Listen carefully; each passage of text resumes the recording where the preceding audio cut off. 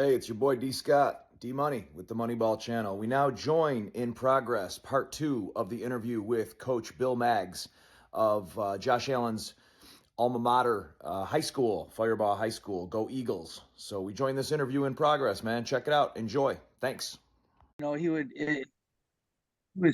he was it didn't matter if he was playing first base or short or pitcher. Him and his brother Jason were outstanding baseball players. Really? So we went and watched them, and they won a Valley Championship that year. But the baseball team you were talking about with Jason and Josh on it, Jason was a sophomore when Josh was a senior. Okay. Yeah, they were. We went and watched their games, and they were special. They were special. Would Josh pitch in those games? Sometimes. I mean, we had a good program, so we had some good pitchers, but nobody threw gas like him. He was throwing 90? I know, I can't remember the exact number. Yeah. But when I went and watched him and I heard the glove pop, yeah, that's not a normal high school pitcher. I don't know if I told you I took Josh over to Fresno State for spring ball one year, and I would tell him, having played college ball, that our JC in LA, we'd bring in 7 quarterbacks every year, and our offense coordinator used to be at UCLA, and he was a very popular guy. And you'd see him playing catch, and you'd wonder, all right, who's going to be the man this year? Because I played outside linebacker, and so we'd watch these quarterbacks, and you could hear the football, right? And maybe one or two of them got the football to sing, and you'd hear it when it went by. It'd go, yeah. And it was so tight of a ball, right? very tight spiral. Yeah. So that you see them all throwing it, and then you go, I wonder who's going to be the guy. But if you heard that special noise, you knew that that's the guy right there. He might not look any really different than the other guys, but if his ball can sing like that, he's going to be the man. And I was a starter, one of the captains on defense, and I remember thinking, hey, we brought this transfer in from Pasadena City College and Danny Marconi. And I played against Danny. He played at Damien, which was a Catholic high school in L.A., and he always beat us, and I hated him. Yeah. But because we'd have him, and somehow Marconi would pull it out. Well, then in college, you get to play with him. Yeah. And I remember him coming over, and again, he's a 6-footer like you, and a good-looking guy, smart guy. And I remember we had these quarterbacks, and he was the only one that made his ball sing. So I told Josh, I want to hear your ball sing, and he was about a sophomore. Yeah. And I remember by his senior year, man, that ball was singing. Really? So, that's a cool story. He was standing next to Derek Carr, there was an Elite 11 quarterback champion. I can't remember his name. His first name was Zach. And Fresno State had recruited him. And it's like, I didn't encourage Josh to go to any of that Elite 11 or Nike combine stuff. He probably went. I mean, his dad probably took him, but I never encouraged him to do that, because you're not going to be thrown to the guys from Firebaugh when you go to those things. You're going to be thrown to elite receivers, and you're going to get used to that. You need to get used to your receivers you're going to be thrown to all season, right? I like that. I like that approach by you. Yeah. Yeah. So here he is standing next to Zach kid, and he's throwing the ball, and Josh's throwing the ball, and Derek's throwing the ball, and they got another kind of more of a running quarterback. He's throwing the ball, and they got another guy they're bringing in. So there's about 5 guys throwing the ball, and he comes off the field. I go, what do you think? He goes, I'm better than all of them. And I said, your ball makes more noise than all of them. You were listening for the sing. I was listening. Derek had a good zing. Derek Carr had a good zing on his. And the lead 11 guy, he had a little bit, but not like Josh. And I'm looking at their head coach going, I hope you hear this. Yeah. I hope you're listening, because those are little things that, if you're not a coach, you would never really notice or understand the sing of the football. You know what I'm saying? So, see, I think with Josh's name, because I hear you saying, like, you don't want to wear it out or whatever, but that's almost impossible, right? But I think it would be such an amazing inspiration for these kids to know your ball players can look up and see Josh Allen so recently removed from that school and know that they can get there. because every kid's biggest thing is when they get to a certain age, when they start to, when they stop dreaming as a little boy, because all of my kids right now all think they're going to be pro athletes. They're positive. One's going to play hockey, one's going to play baseball, one's going to play football. But then they get to 13, 14, whatever, and they start to see how tough it is, and they start to really realize. But with you guys, and this is why I wanted my son to go play for a certain baseball school, because Jonah Heim won the World Series last year with the Texas Rangers, and he just came out of Buffalo. And it's good seeing that name, right? Like there's a big blow up cardboard cutout or something of this Jonah Heim. And, just like this Josh here, right? To have that, I got to get you one of these, by the way. I'm going to ship you one. They're these little cutouts. They're really cool. You can have it at your desk or whatever. But, to have that and know that it wasn't 50 years ago. Do you know what I'm saying? Like everybody's got a story. We had a guy named Ron Wolfley. Do you remember him? Yeah, I remember him. Ron Wolfley he played for Arizona and a couple other teams. He came out of my high school, and he was like the biggest name ever to come out of my high school, which was Frontier, where the Falcons, same colors and everything as your Eagles. But, to have it so recently, it was a few years ago. So these kids can look and say, listen, if Josh made it, we can make it, like it's right in front of them. And so they can grasp at it without it being a pipe dream. Does that make sense, man? Yeah. And like the reason why I try not to wear his name out is because you're looking at, freshmen and sophomore kids in high school. And we do have a lot of great examples, not at the level of Josh, right, but right. I think it's more out of respect for Josh that, like I'm going to get an example, like Evan Gonzalez was Josh's right tackle. Okay. And Evan was a leader, but he did not look like a football player. Yeah. But that kid loved football. I mean, he would tell me every score. He would tell me stats, and he just loved football, and he loved being the right tackle. And hey, if we get this look, we're going to do this protection. If we do, he couldn't always execute that. I think he was 5'6", 200 pounds. He would give it his best attempt. Yeah. And like Evan's a great example of a guy that just put in a lot of work. Yeah. And so we have Josh, we have all these other examples, not at that level, obviously, sure. Right? Sure. But I think Joel and LaVon, the parents, get a lot of that credit because I remember Joel telling me that after every game, he would stick his hand in Josh's face and say, "So, Josh, how do you think the game went today?" And he would interview him, right? Yeah. And he would ask him questions a lot like what those sports writers and the media is going to ask him. Yeah, kind of go up, do one of these, right? Put it in his face and have him like mock interview. Yeah. Exactly. So his own parents were modeling like, hey, look, you're going to be there's no limit for you, right? Yeah. Don't put a limit on yourself. And then, with God, everything's possible.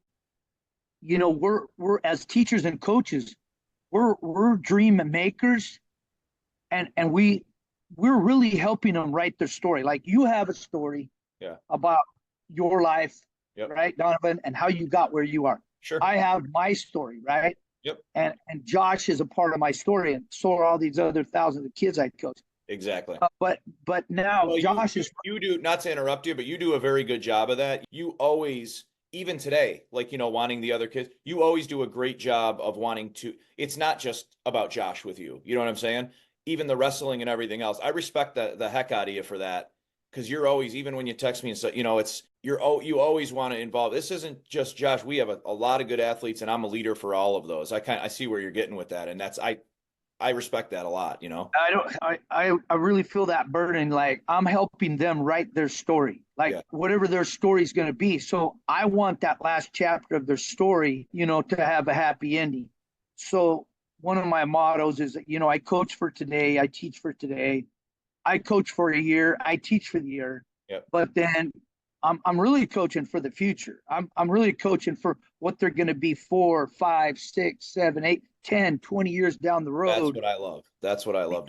There's a lot of lessons that I could skip, which would save time and energy, and I could get home earlier. But that's not why God, put me in this position. What I was telling you, that story about Josh in the wrestling room, and guys are punching the ball and punching his arms and trying to get him to fumble. And eventually Josh would not fumble. He would just, there was no way you could get him to let go of the ball. Right. So I would blow the whistle and say, okay, next play. And everybody would separate, and then boom. You're gonna hate me for this one. We need to get him back in that wrestling room. He's been a little loose with that ball.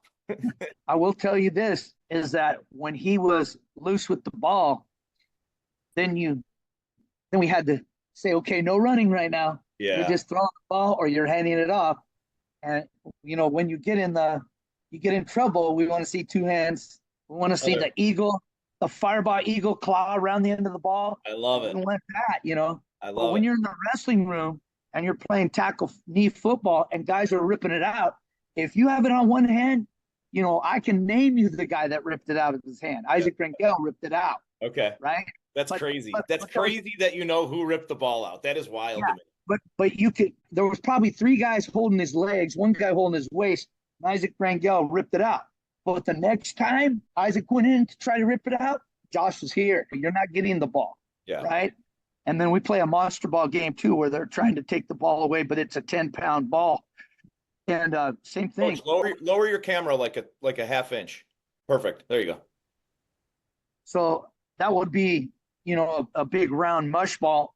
And, guys are trying to rip it out. But you and I know if you watch the Charger game, the Chargers haven't won an opening day game in a while, and they haven't been 2-0 for like 12 years. But now Harbaugh's there. Yeah, and he gets Herbert, and I'm looking. Yeah, my nephew is an offensive analyst for Michigan. Okay. But yeah, he's still there, Jack. So Harbaugh goes there. So I'm watching Harbaugh. I'm trying to read his lips. Yeah. And everything. Here's what he said. Ball security. Yep. You didn't have to hear the words because he's looking right at Herbert, and Herbert's going, "Yeah, I got you." That's crazy. I don't know what torture drill he would have done on Herbert if he would have done something different. I like to imagine Harbaugh's no joke. No, that's why the Chargers are going to win. Yeah. Him and his brother, the dad, the whole story. And I used I think when Josh was here, I'd always look for, and before him, I had a really good quarterback named Marcus, and he's the one I flew back and we saw the game together back there in Kansas City. Right. But I always look for examples in the NFL like that I could use. Rodgers is a great example. He went to where I went to school, Chico State University. He's from Chico. So he played quarterback there. Then he went to a junior college, Butte, and I think they won a national championship when he was there. Then he goes to Berkeley, right? Yeah. Cal Berkeley. Yeah. And Aaron has very similar experiences, that I can use with my quarterbacks. Right. Like, hey, one game he threw his first two passes were interceptions. And what is a high school kid when he's going to do? He throws a pick six and then he throws another interception. He's going to want to back off, right? Yeah. He's going to want to get the ball off Yeah. He's going to get gun shy, right? Yep. And Aaron's had the perfect comment. He goes, "We're here because I throw the ball and I'm good at it." Yeah. And his coach told him, "Just keep throwing it. Don't worry about the interception. Just keep it's like a gunfighter. If you shoot enough bullets, you're gonna hit somebody." And he kept going and came back from that. They were behind by 2 touchdowns, and Aaron, I think, told the story. I just kept throwing, and if I just keep doing it, good things are gonna happen. And then here we are watching the Super Bowl a bunch of years later, after I had heard that story.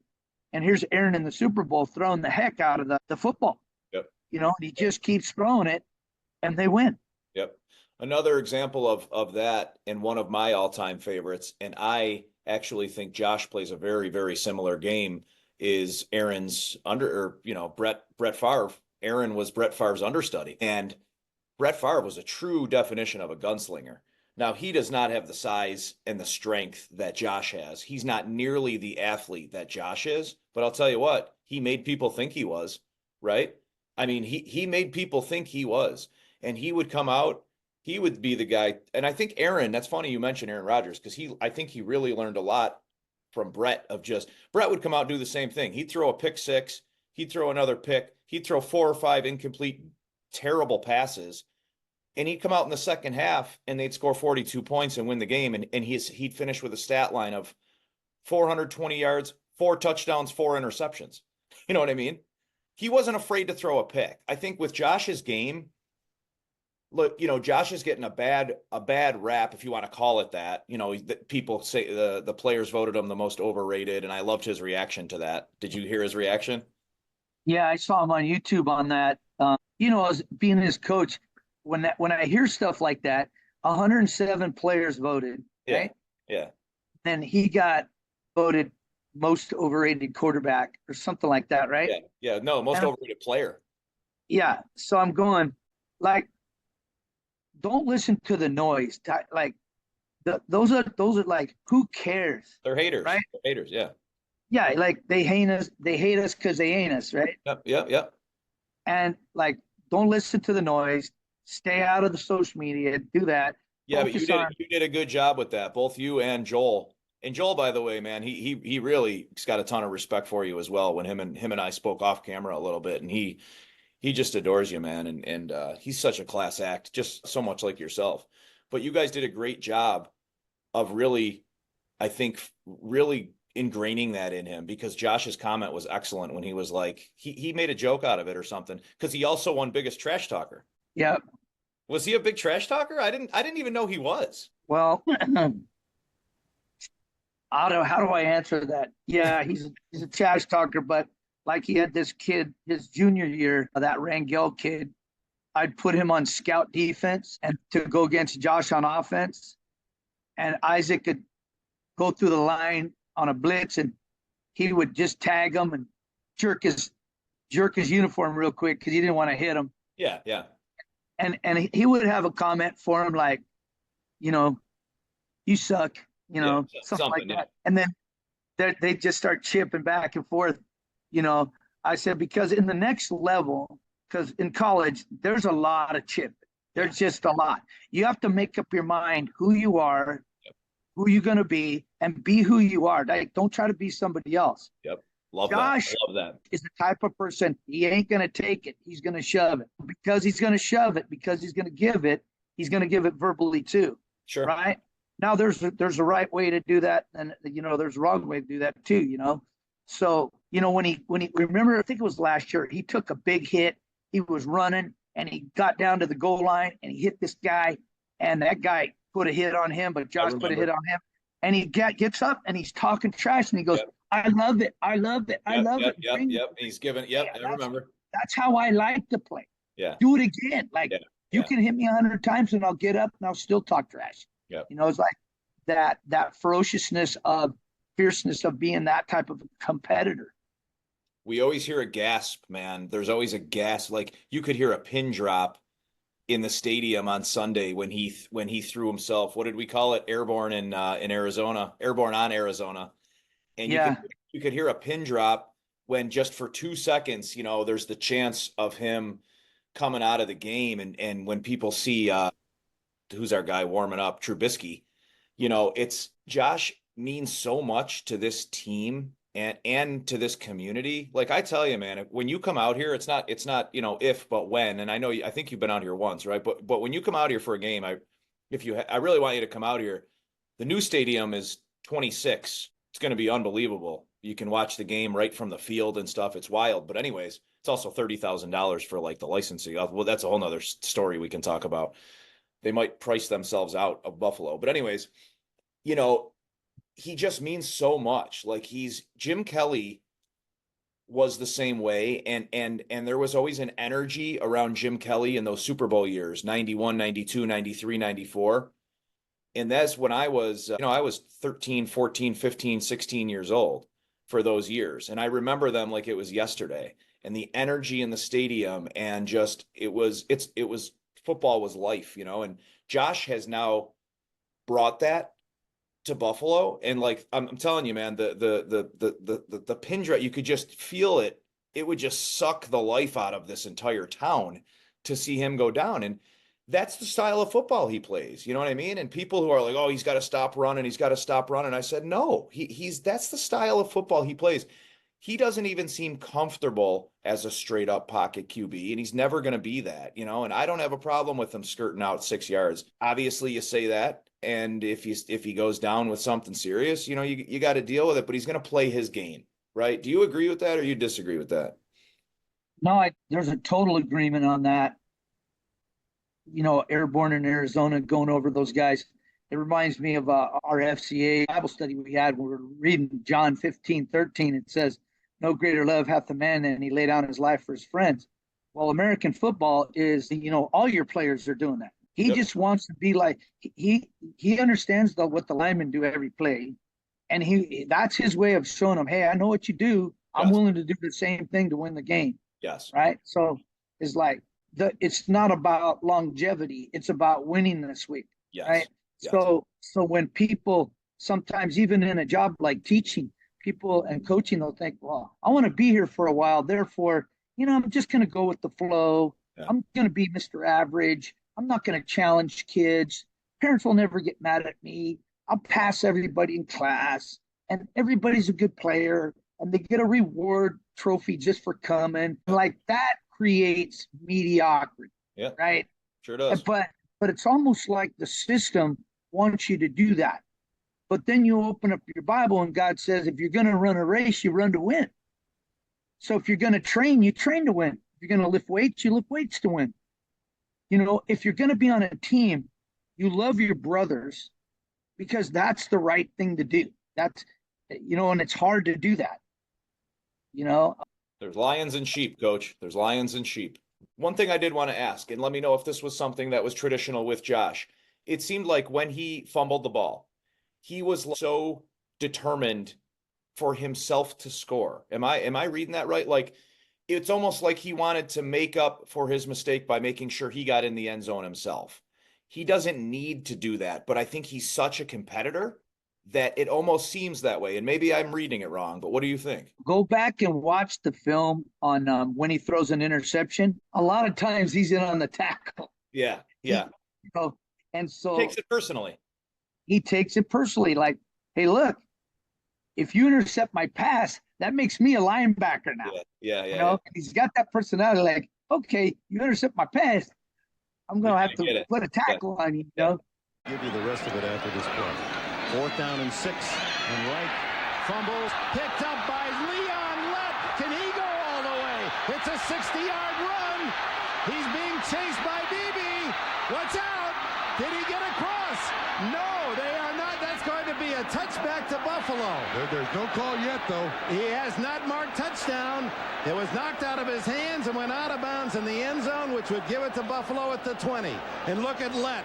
One of my favorite plays in the National Football League of all times is the Bills Super Bowl, the first Super Bowl versus Dallas, and Don Beebe chasing down Leon Lett after Kelly threw a pick. Do you remember that play? I'm gonna send you the video of it in a minute. It exemplifies what we're talking about. So the game's it's a blowout. Second Super Bowl, maybe the third Super Bowl, but we're playing Dallas, and the game's a blowout. They're killing us in the second half.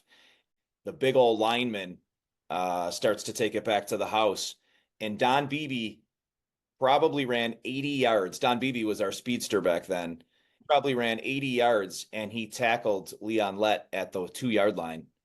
Just would not allow him to score out of pride. And it's one of my favorite NFL football plays ever. And I like, this guy is like a hero to me for doing it, because what does that tell your teammates? You know what I mean? Like, what a leader. You're getting killed. Like, game was completely, there was maybe 5 minutes left in the fourth or something. We were getting killed. And to do that is just unbelievable. But yeah, we got Miami tonight. So before I let you get going and start your day here, you got to go teach the youth of tomorrow. What do you think? What are your predictions tonight? So Miami's like the fastest show on turf right now, right? So they are. They got Tyreek. They got Waddle. They got Braxton Berrios. They got the running backs are a little banged up. Chan is a maybe. Mostert's out. He has that chest injury. Yeah, but Jeff Wilson is fast. He's nails too. He ran a 4.3. Right. It's like, if you want to play for Miami in your skill position, if you don't run a 4.3, they are fast. How do you cover fast? How do you cover fast like that? Like, how do you cover a Tyreek Hill? Hold him. Take the penalty. 13 seconds left. Everybody talks about that game. And I'm going, you got nobody holding Travis. You got nobody holding Right. Hold him. Tyreek. Right. I agree. Even a holding penalty is going to take 5 seconds off the clock. Right. And a holding is only 5 yards, where an interference is different, but a holding is 5 yards and a first. Who cares? I agree with you. Hold him. Right. So everybody goes back to that play, So McDermott, he's in that top 5% of coaches that knows how to stop speed a bunch of different ways. Because the genius at Miami, he knows, okay, Sean's using this system right now to stop us. He's already got a counter to that they're going to do. So whether it's a combination zone or man, whatever they're running, the genius, he knows how. So Sean's going to disguise it, which I love about that, because, Buffalo, they can line up and it looks like Tampa 2. Yeah. And on the snap of the ball, it's cover 1. Right. He does a good job of that. Yeah. He does, like, one of the best guys in the NFL for disguising coverages and then moving guys. And I like Bernard at that linebacker spot, man. What a stud. I saw a little special on him. A great job. Prediction on tonight is you got to hold Miami to under 20 points. Yeah. And we'll win, because Josh is going to. I agree with Josh that. I agree with that. They know, and then Brady, with the way he's, offensive coordinating and stuff, is they're going to score more than 20 points. Right. And I think that's the game that, I'm looking forward to.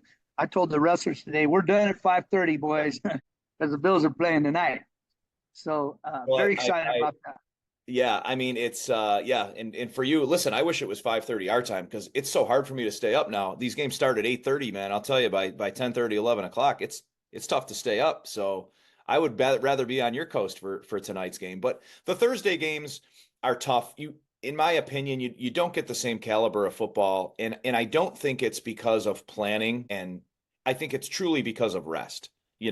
These guys need a couple more days rest. I believe that. It'll never be Friday, because they don't want to compete with high school football, but it's always going to be Thursday, and it's always going to be big, and it's always going to be there because the NFL makes a lot of money from it. And listen, I love watching football, so I love the games, but it's never the same quality of football. There's always a little bit off, just because. I agree. The first 4 games are the first quarter of the NFL season. Yes. Right. Yes. And so you're looking at that. Okay, during the first quarter, the first 4 games, what do I want to get out of that? Your head coaches, or your whole team. So you're in the first 4. So you can't beat the crap out of your guys in training camp. Yes. With a 17-day season.